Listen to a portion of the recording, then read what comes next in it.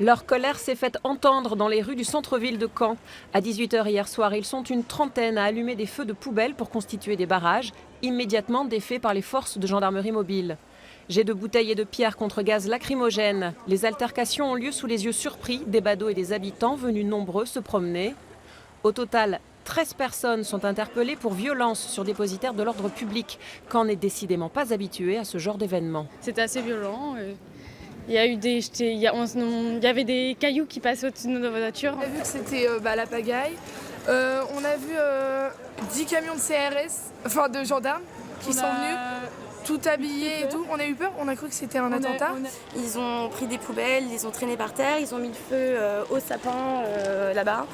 Et du coup après les CRS et les policiers sont arrivés et du coup flashball, gaz et du coup tout le monde s'est mis à courir. Les Gilets jaunes se sont aussi attaqués à des symboles. Après avoir tenté d'incendier le portail d'honneur de la préfecture, ils s'en sont pris à la grille de la Banque de France. Toute la nuit a suivi un jeu du chat et de la souris entre une cinquantaine de manifestants au total, très mobiles, et les forces de l'ordre. Les pompiers sont intervenus à plusieurs reprises pour de petits feux de poubelle.